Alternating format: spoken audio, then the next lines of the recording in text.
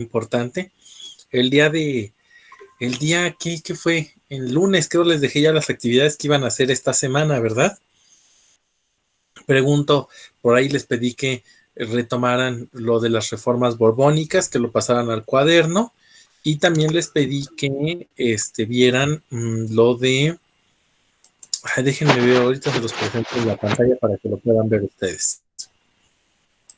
Maestro, yo tengo una duda sobre eso de las reformas. Dime, Kevin. El mapita que viene ahí del social, político y económico, creo que era, ya lo habíamos pasado anteriormente. ¿Lo Ajá. volvemos a pasar? No, ese ya no. Solo No. quiero el resumen. Digamos que todo el antecedente, cómo se dio con el asunto de los reyes, las monarquías, y cómo es que se llegó a las reformas borbónicas. Y ya lo que tiene que ver con el mapa, que es la concentración de estas reformas, ya lo habían entregado anteriormente, ¿vale? Ok, maestro, gracias. Ok, pues estoy proyectando en mi pantalla y les dejé el siguiente material, tercero B.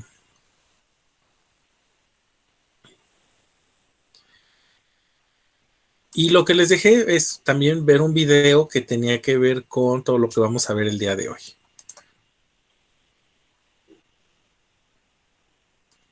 Que es la desigualdad social en la Nueva España.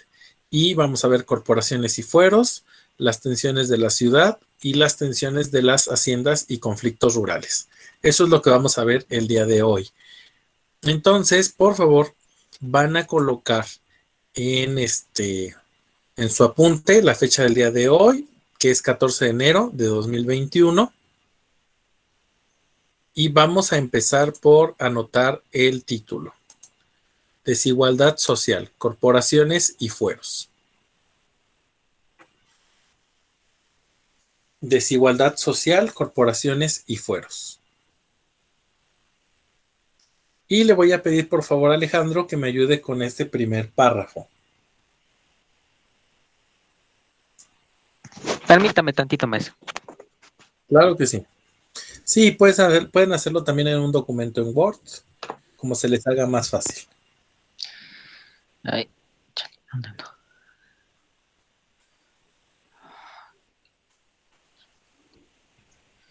no? Corporaciones y fueros, es el primerito. ¿Cuál era el título, maestro? Perdón. Desigualdad social, aquí está, arribita. Ya lo tengo, maestro. Perfecto, adelante. Dice, al incluir el siglo XVIII en la sociedad novohispana, era profundamente desigualdad.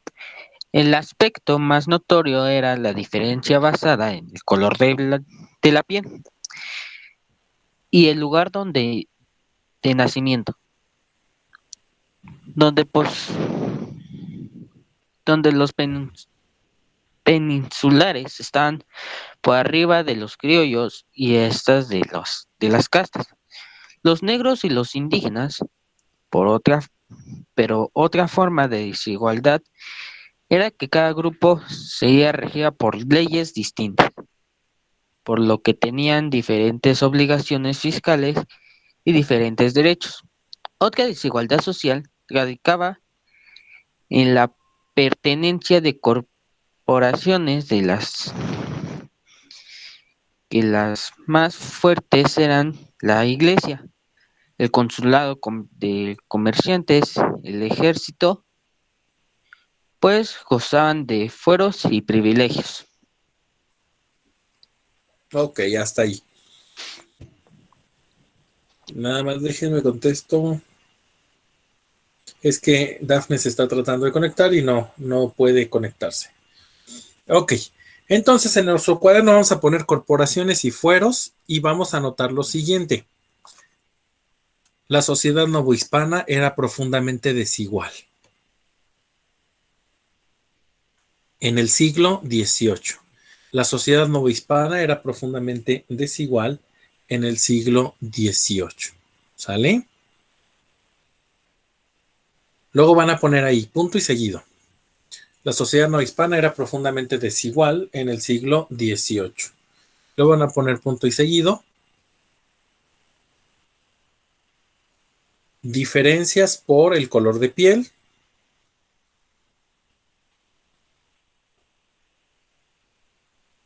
coma, lugar de nacimiento, coma,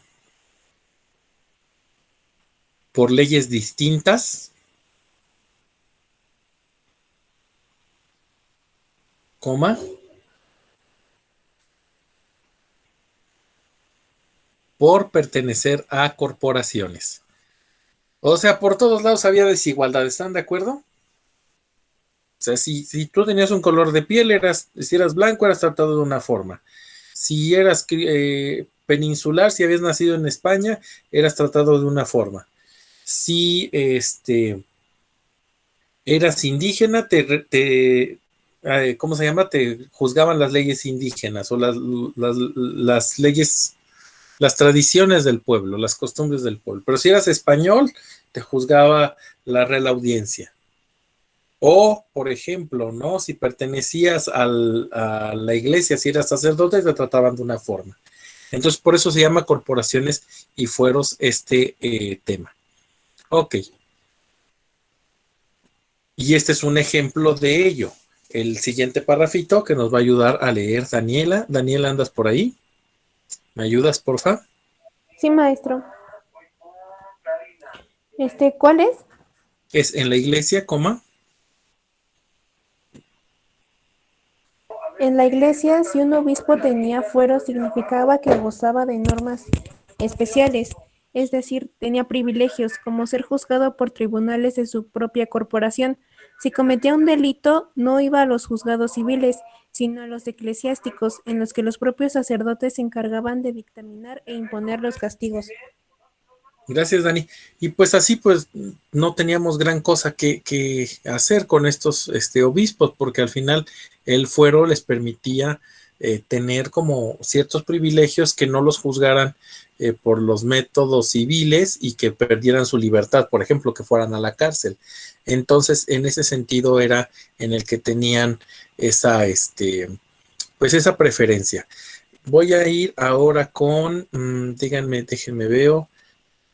Jaciel, ¿sirve tu micrófono, Jaciel?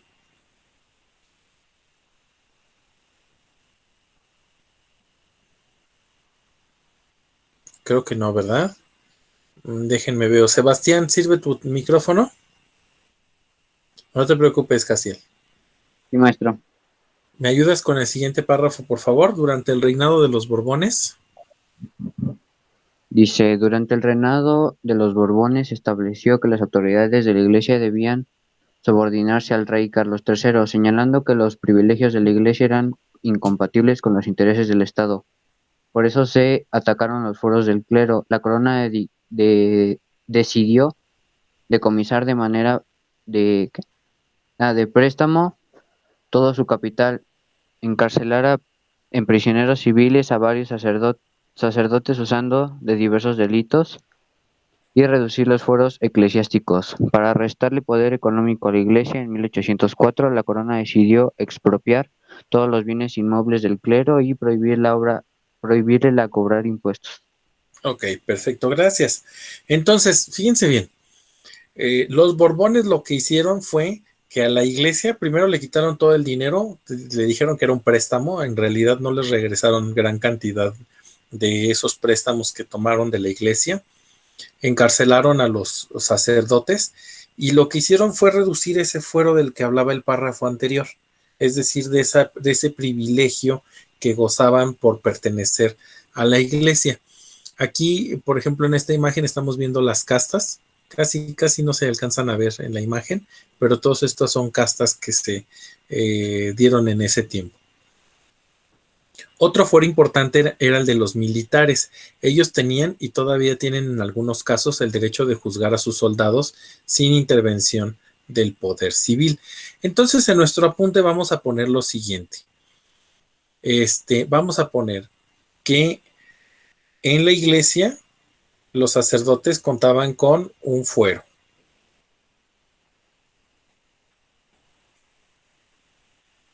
Y le vamos a poner coma, así como los militares.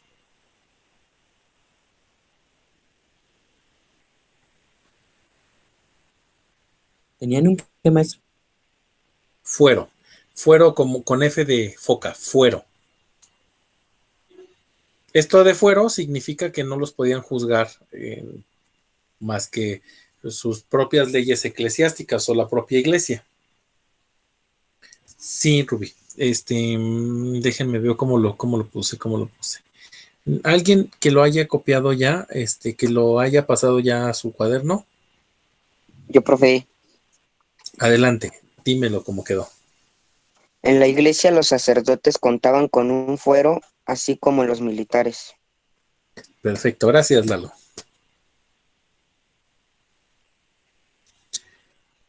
La Corporación de Comerciantes era una comunidad cerrada con gran poder económico, por lo que, al mismo tiempo que apoyaba el desarrollo económico de la corona, exigía privilegios como la exención de impuestos y el derecho a juzgar los asuntos comerciales.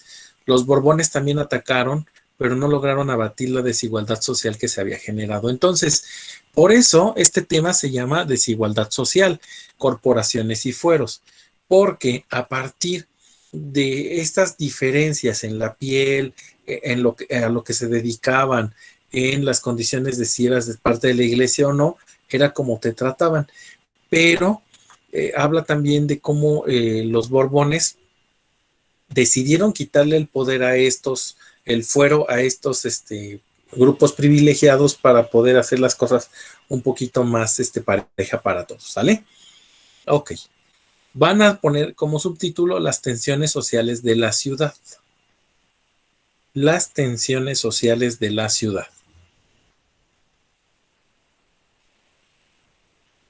Dafne, ya llegaste con nosotros, ¿verdad? Excelente. Sí, está cargando muy lento el internet. Me metí quién sabe cuántas veces y en cuanto me metía me sacaba. Ok. ¿Me puedes ayudar con este párrafo? Sí, las tensiones de la ciudad. La posición social de cada individuo en Nueva España estaba determinada por su color de piel.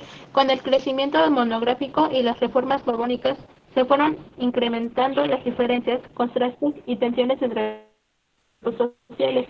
Aunque los blancos conformados por criollos y peninsulares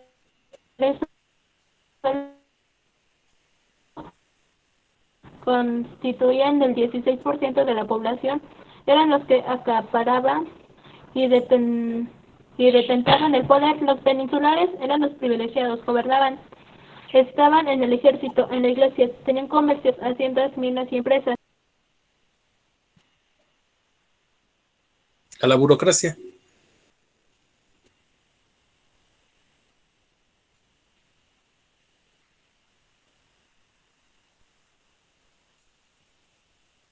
Creo que se nos fue a la burocracia. Y como ya hemos estudiado, a causa de las reformas borbónicas que crearon nuevas funciones y organismos, ocuparon casi todos los puestos de poder, destituyendo a los criollos de estas funciones. Perfecto. Perfecto. A ver, entonces, díganme de aquí quiénes eran los grupos que tenían mayores privilegios. Son dos. Los Las militares, reformas borbónicas. Otra vez porque no te escuché bien. Los militares y la iglesia. Los militares y la iglesia, eso, ok. Y en cuanto al color de la piel, ¿quiénes eran los que tenían mayores privilegios? Los de pie. Peninsulares y criollos, ¿no? Muy Criollos y bien, los peninsulares. peninsulares y criollos. No te preocupes, Dafne, sí ya vi que está, ¿cómo se llama? Muy lento. Entonces vamos a poner ahí en el apunte. Con el crecimiento demográfico y las reformas borbónicas se fueron incrementando las diferencias, contrastes y tensiones entre los grupos sociales. Está subrayado en el texto. Si lo quieren voltear a ver otra vez, con el crecimiento demográfico y las reformas borbónicas se fueron incrementando las diferencias, contrastes y tensiones entre los grupos sociales.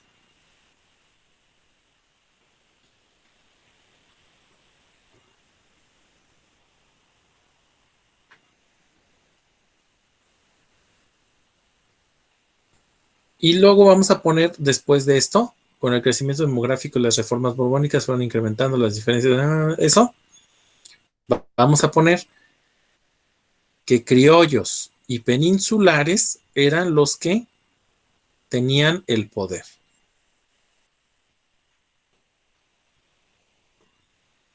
Criollos y peninsulares son los que tenían el poder.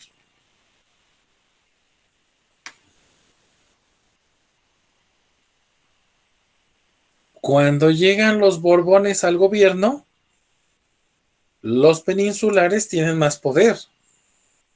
Porque si se acuerdan, una de las reformas borbónicas era quitar a todos los criollos que estaban en el poder y dejar a un español, ¿no? Un español nacido en España.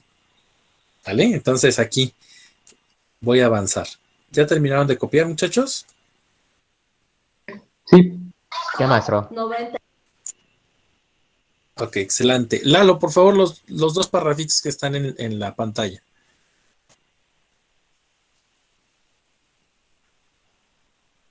¿Ahí me escucha, profe? Ahí te escucho. Desde por su parte los criollos, ¿verdad? Sí. Por su parte, los criollos vieron que la llegada de los Borbones al poder amenazaba sus posiciones y comenzaron a sentir recelo como contra los españoles. La gente que pertenecía a alguna casta, como no podía ejercer cargos públicos ni ser maestros artesanos, vivía en reales de minas, trabajaba en ranchos o formaba parte de las clases bajas urbanas. Se ocupaba en obrajes, fabricando telas de algodón y lana, o en las fábricas de tabaco. Eran cocheros, carpinteros, sastres, trabajaban en el servicio doméstico y muchos eran desempleados. Así que también era un sector social que se sentía muy agraviado. Aunque hubo un aumento de la población indígena, este no fue rápido, pues mucha gente, especialmente los niños y jóvenes, continuaron muriendo por las epidemias y por las crisis alimentarias debido a la falta de lluvia y las fuertes heladas. Con el tiempo, los indígenas fueron haciéndose cada vez más resistentes a las epidemias, pero seguían siendo uno de los sectores más marginados y pobres de la población novohispana. Ok, vamos a anotar entonces acá en nuestro apunte que los criollos vieron que la llegada de los Borbones al poder amenazaba sus posiciones y comenzaron a sentir recelo contra los españoles. Pues obviamente les quitaron el poder, ¿no? Entonces eso va al apunte. Los criollos vieron que la llegada de los Borbones al poder amenazaba sus posiciones y comenzaron a sentir recelo contra los españoles. Esto es muy importante porque es una de las causas de la independencia de nuestro país.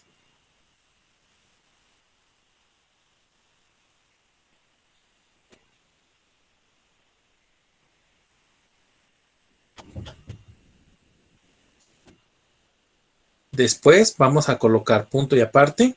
Aunque hubo un aumento de la población indígena, este no fue rápido.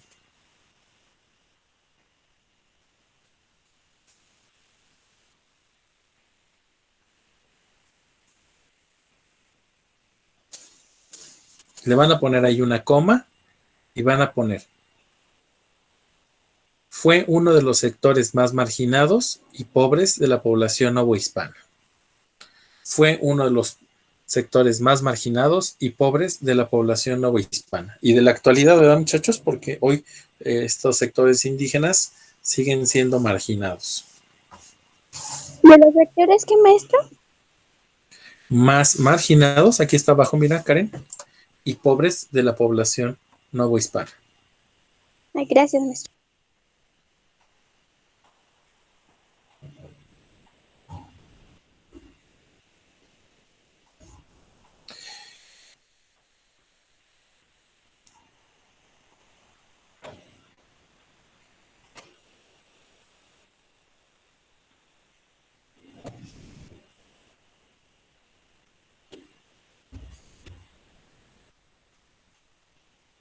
Con respecto a lo de tecnología, esperemos que pronto nos puedan, ¿cómo se llama? Autorizar la parte de tiempo completo y retomamos la cuestión del énfasis en tecnología, y entonces ahí yo les puedo dar la parte que les estaba dando en tecnología, ¿sale? en tiempo completo. Ojalá que se reactive muy pronto el programa.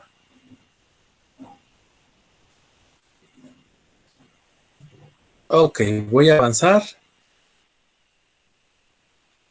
Kevin, habías levantado la mano. Tienes levantada la mano, ¿verdad, Kevin? Sí, maestro, era de hace rato, pero si quiere leo. Porfa, ¿Desde dónde? ¿Al aumentar la al aumentar población? la población. Ajá. Y Al hasta que aumentar termine la... el otro párrafo. Ok. Al aumentar la población crecía la cantidad de gente buscando trabajo. Eso modificó el orden de las cosas. Por un lado, los españoles ya no tenían que controlar tan duramente a los indígenas para que trabajaran en sus haciendas y ranchos, pues podían conseguir mano de obra de manera más fácil.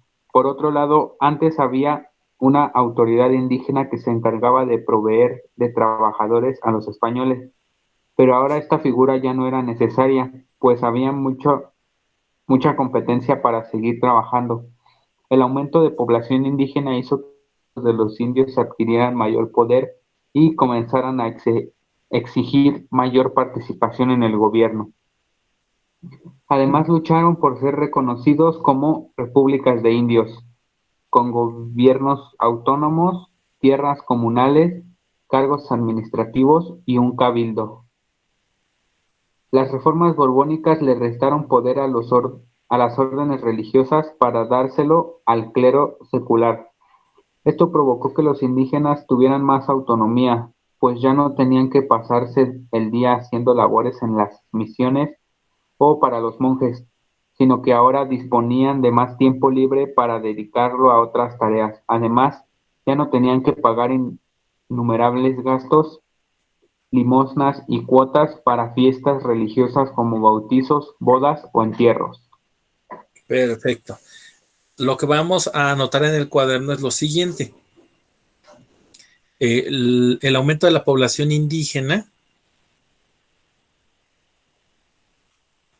Aquí está, miren, véanlo en este párrafo. El aumento de la población indígena hizo que los pueblos de indios adquirieran mayor poder y comenzaran a exigir mayor participación en el gobierno.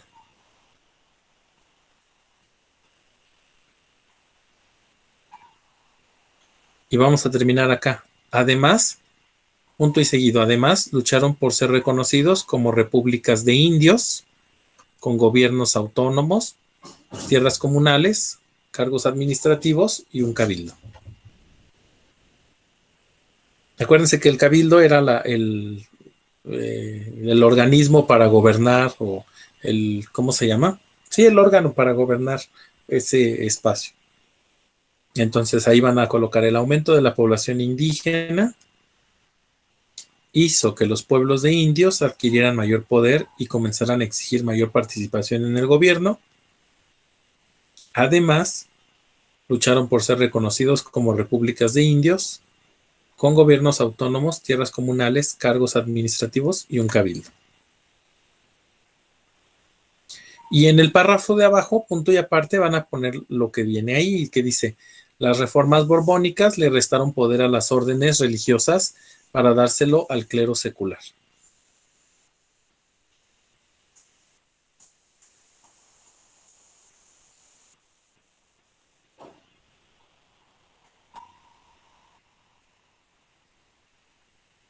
¿Hasta acá vamos bien?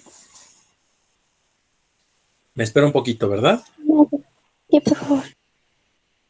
Sí, maestro, espere tantito. Ok. Sí, maestro, por favor.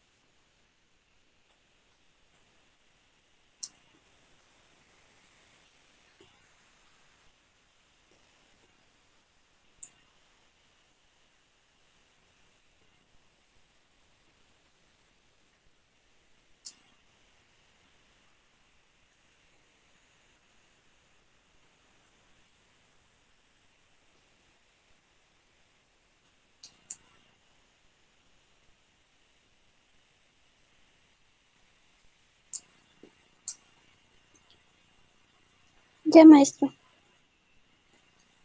Gracias. Ya, maestro. Ya, maestro. Perfecto, gracias.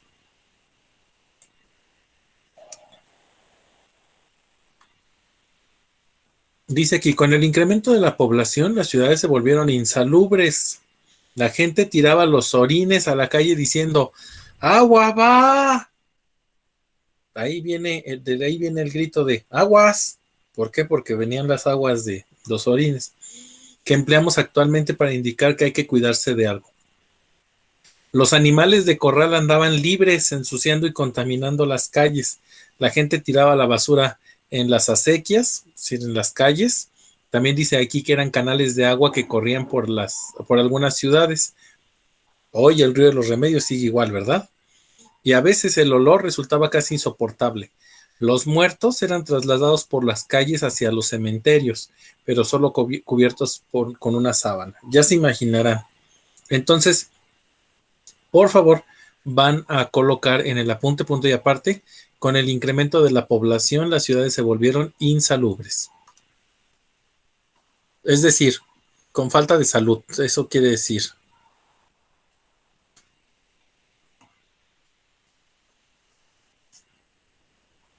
Con el incremento de la población, las ciudades se volvieron insalubres. Dafne, te veo frustrada. Si es que entro y salgo y no aguanto ni 5 segundos aquí. No te preocupes. Vas a ver que si no puedes ver la grabación, ¿vale? Esperemos que para la clase de mi hermano ya no haya tanto problema. No te preocupes. Eso, maestro. Ok. Bien, las autoridades se preocuparon por sanear las ciudades porque todo esto que había pasado, pues les dijo, oye, tenemos que hacer algo. Se construyeron algunos desagües y se limitaron algunas prácticas de comercio ambulante. Eso es lo que va al apunte, por favor. Se buscó embellecer y remodelar las ciudades dotándolas de nuevas calzadas, empedrando las calles, sembrando árboles, instalando faroles para el alumbrado público a finales del siglo XVIII. Se deseaba que las ciudades mexicanas se parecieran lo más posible a las ciudades europeas. Entonces, lo único que va en el apunte, por favor, es las autoridades se preocuparon por sanear las ciudades, se construyeron algunos desagües y se limitaron algunas prácticas de comercio ambulante.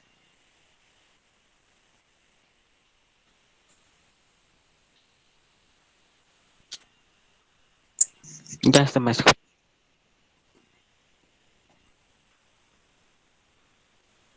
Perfecto.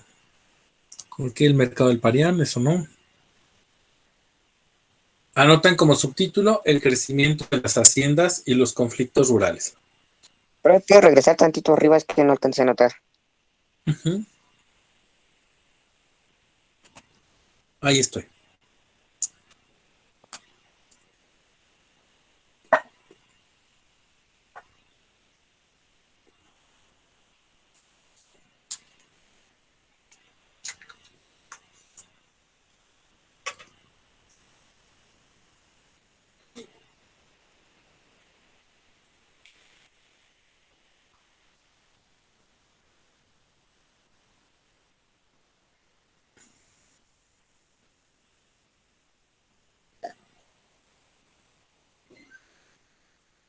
¿Listo, Lalo? Sí, profe.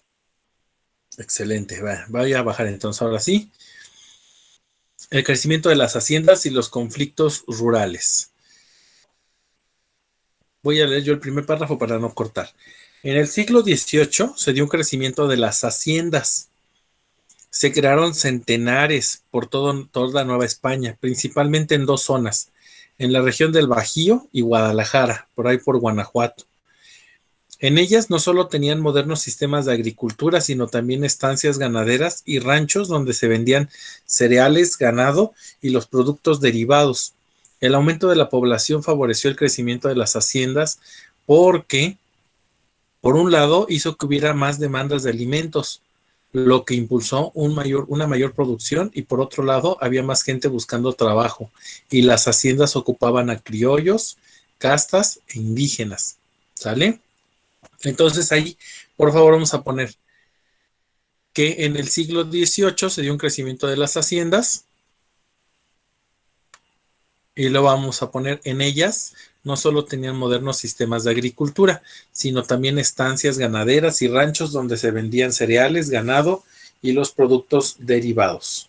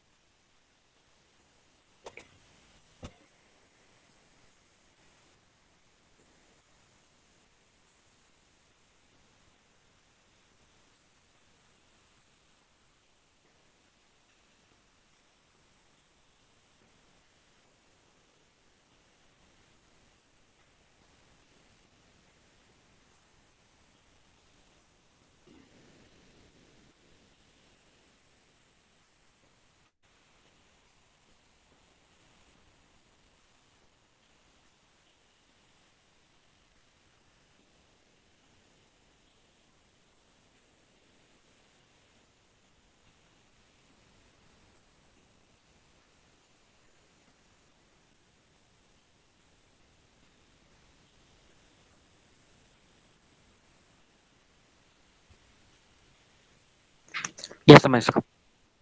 ¿Listo? Perfecto.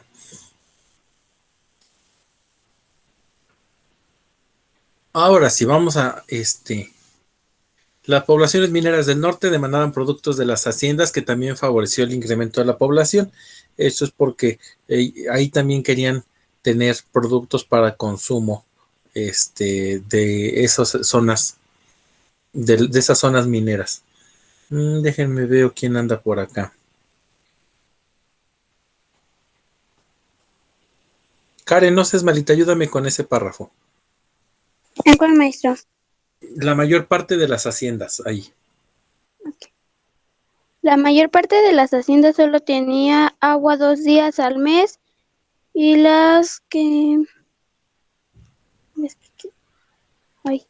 Contaron. a las que contaron con mayor suerte podían regar sus cultivos por 10 días. En este sentido Estaban sujetas.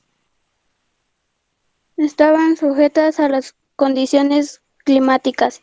Si había sequía o heladas de Se crisis, producía.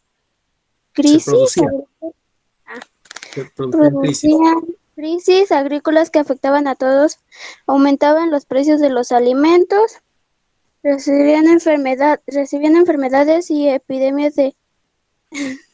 desataban grandes hambrunas en las poblaciones. Ajá. Comunidades campesinas de los alrededores se veían obligadas a emigrar a la ciudad. Había caravanas de gente hambrienta, desempleada, enfermas, Caminando. caminando hacia las ciudades más próximas. Algunos tomaban el camino del crimen y Del se crimen. dedicaban a saltar en los Caminos. caminos, lo que creaba tensión social. Ok, entonces vamos a poner así en el apunte. La mayor parte de las haciendas solo tenía agua 2 días al mes. Imagínate nada más eso.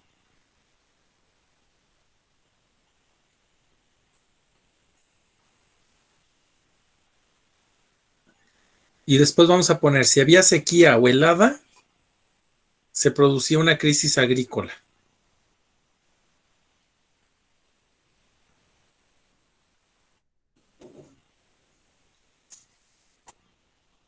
Si había sequía o helada, se producía crisis agrícola.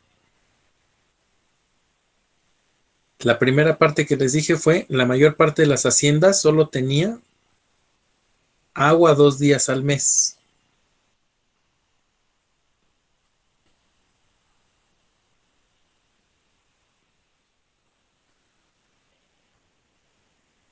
Y luego vamos a poner, si había sequía o helada, se producían crisis agrícolas. Y vamos a poner que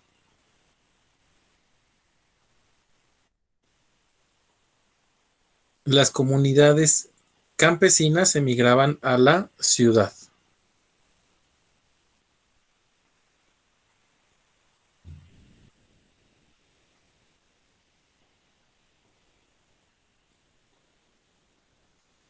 las comunidades indígenas, perdón, las comunidades campesinas emigraban hacia la ciudad.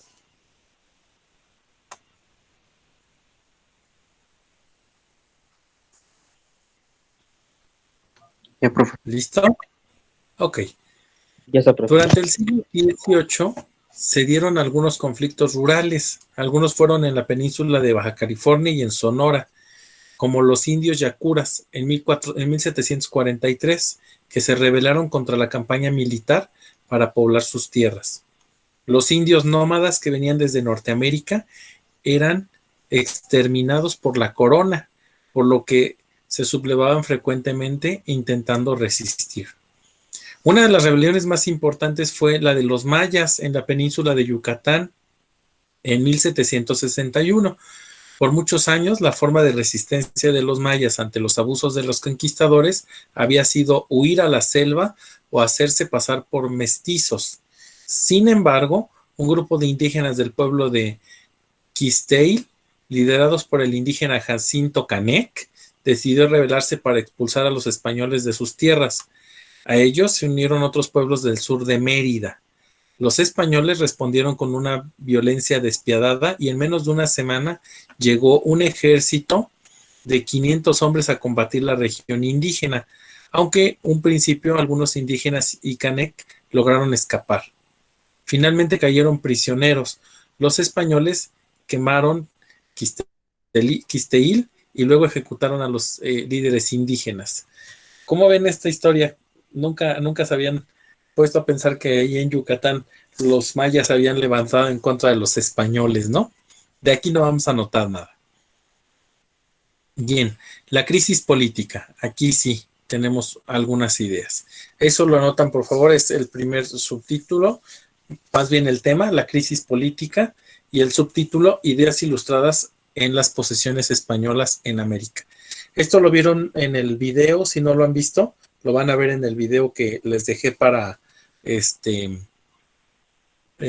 hacer la tarea de la semana.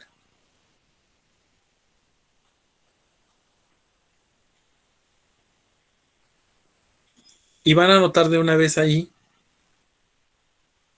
las reformas borbónicas provocaron un empobrecimiento de la población mestiza e india.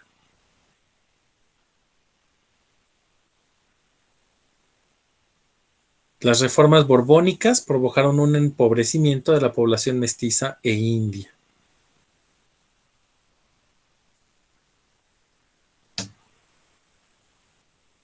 Y luego van a notar abajo, los criollos fueron acumulando resentimiento contra los españoles y los indígenas también por las hambrunas y el desabasto que sufrían. Los criollos y las castas tenían pocas oportunidades para ascender, lo que acentuó la frustración. Esta es una idea muy importante para pues que nos quisiéramos independizar de España.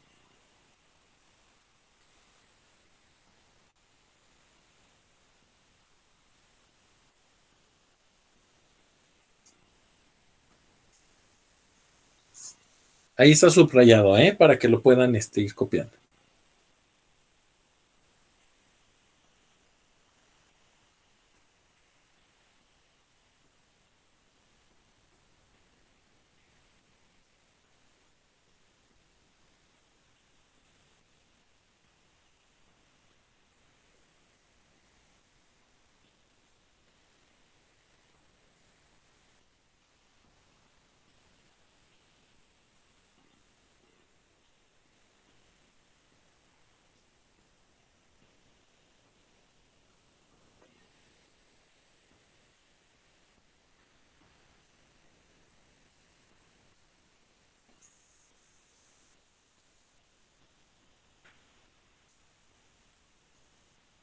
Entonces, lo que se está preparando con todo esto, con estos temas que estamos viendo, es cómo es que estas comunidades indígenas, cómo es que estos criollos empezaron a tener una idea de nación, una idea de poder independizarse de España. Por eso es que lo estoy tomando así como despacito estos temas. De hecho, todavía nos falta como la mitad del recorrido. Ya está, maestro. Ok, ahora aquí en esta otra parte vamos a poner las ideas provenientes de Estados Unidos y Francia modificaron el pensamiento de los novohispanos. Las ideas provenientes de Estados Unidos y Francia modificaron el pensamiento de los novohispanos.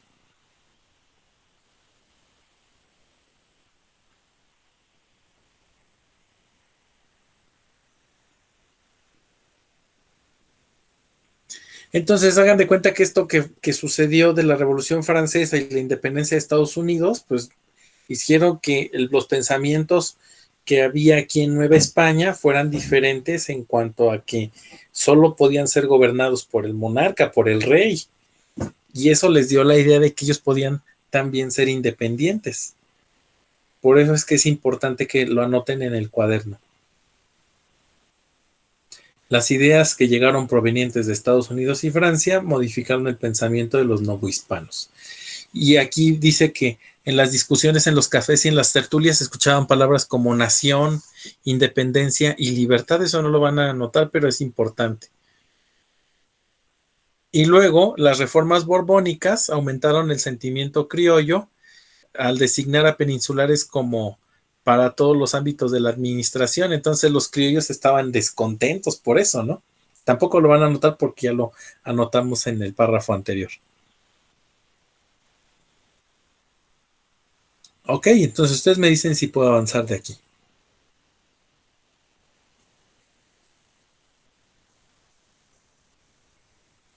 Ya, maestro. Ok, ahora, las ideas ilustradas, así van a poner ahí, las ideas ilustradas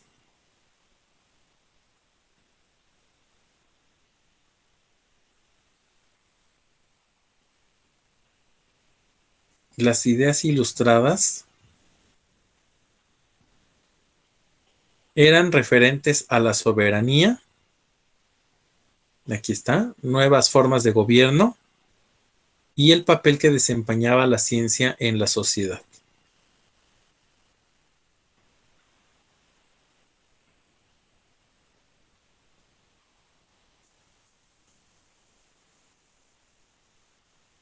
Dice aquí el texto, sobre la soberanía, las ideas ilustradas discutían si el derecho a elegir a sus gobernantes o de tomar las decisiones sobre los asuntos públicos debían recaer en el monarca o en el pueblo. Eso no lo anoté, solamente lo que les dije.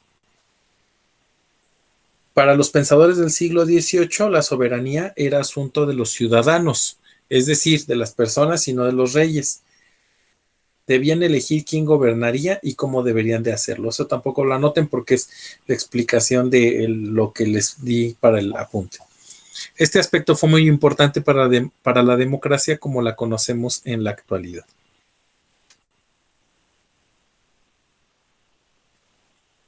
Otra de las ideas, muchachos, era, y eso sí lo van a anotar en el cuaderno, que el gobierno debería dividirse en 3 poderes: ejecutivo, legislativo y judicial. Esa era una de las ideas ilustradas que permearon para que nosotros nos independizáramos de España. El gobierno debería dividirse en 3 poderes: ejecutivo, legislativo y judicial. Y hasta ahí me voy a quedar en el apunte.